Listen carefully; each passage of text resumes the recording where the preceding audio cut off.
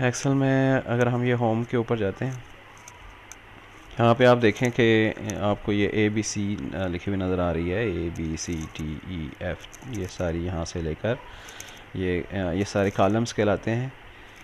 ये जो है ये A कॉलम, ये B कॉलम, C कॉलम, ये D कॉलम, E कॉलम, ये सारे कॉलम्स हैं।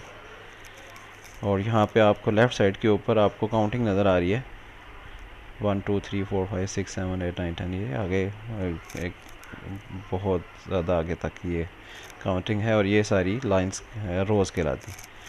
अगर आप यानी यहाँ पे 1 2 3 के पास यानी लेके जब जाएंगे अपने कर्सर को, तो आप ये देखेंगे कर्सर की पोजीशन बिल्कुल चेंज हो जाती है, ये ब्लैक एरो बन गया है।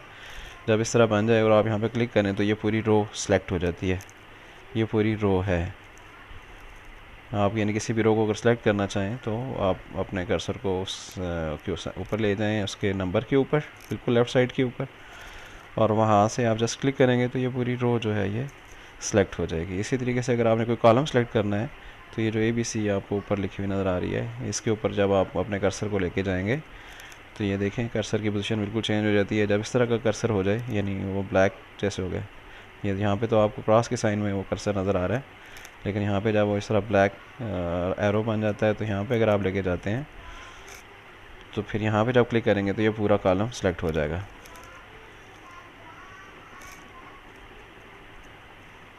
अब ये कॉलम और ये रो जहाँ पे आपस में क्रॉस कर रहे होते हैं, आपस में इंटरेक्ट कर रहे होते हैं, इसको सेल कहा जाता है। जैसे ये आपको ये छोटे छोटे ये खाने से नज़र आ रहे हैं, इनको सेल कहा जाता है। जहाँ पे यानी एक आपको यहाँ से एक कॉलम में और इधर से ये रो में जो दोनों आपस में इंटरेक्शन कर रहे हैं, आपस में क्रॉस कर रहे हैं, तो इनकी शक्ल में इनकी वजह से जो यहाँ पे एक खाना बन रहा है इसको सेल कहते हैं। और इन सेल्स में ही सारा काम यहाँ पे एक्सेल में होता है। इस एक्सेल में जितने भी फार्मूलाज या जो कुछ भी है ना, वो यहाँ इन सेल्स के अंदर सारा वर्किंग की जाती है। यहाँ पे आपको बताते चलें कि यहाँ पे ये नेम बॉक्स है, ये आपको ये जो नज़र आ रही है वाइट सी जगह, इसको नेम बॉक्स कहते हैं। अब नेम बॉक्स क्या है ये भी बताता हूँ आपको। और ये आगे ये फार्मूला बार है, ये वाली बार, अगर आपने सेल के अंदर कोई भी फार्मूला अगर पुट किया होगा तो वो फार्मूला यहाँ पे लिखा हुआ आ जाएगा। वो आगे जब आपको फार्मूलाज वगैरह के बारे में बताएंगे तो वहाँ पे आपको मज़ीद इसके बारे में डिटेल पता चलती है, बताते चले जाएंगे, आपको मज़ीद डिटेल भी बताएंगे इसके बारे में, ठीक है। तो यहाँ पे अगर आप देखें हमने यहाँ पे कर्सर रखा, ठीक है। अब यहाँ पे जहाँ पे इस पूरी स्प्रेडशीट में पूरे इस डॉक्यूमेंट के अंदर आप जहाँ पे भी क्लिक करेंगे किसी भी सेल में तो वहाँ पे कर्सर चला जाएगा। और इस कर्सर को आप अपने कीबोर्ड के ऊपर मौजूद एरो कीज़ की मदद से भी लेफ़्ट राइट कर सकते हैं। वहाँ पे जो लेफ़्ट की है यानी डाउन अप, तो ये आप अपने इस कर्सर को जो सेल्स के अंदर मुख्तलिफ़ जगह पे मूव कर सकते हैं इसके साथ।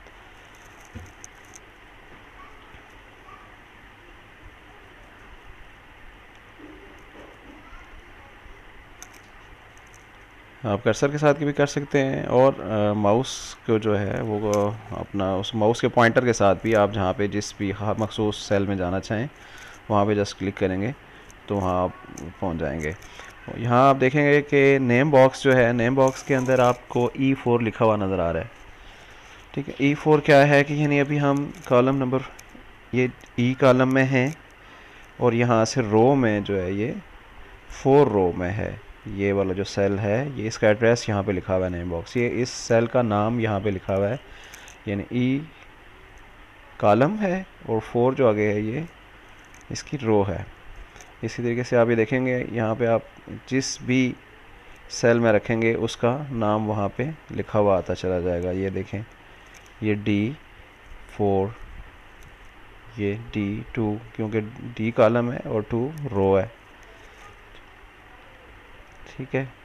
यानी जहाँ पे पूरे इस सेपरेट शीट के अंदर जहाँ जहाँ पे भी आप इसको मूव करेंगे वहाँ आपको उसका एड्रेस नज़र आएगा कि ये देखें ये L कॉलम और ये 14 नंबर रो।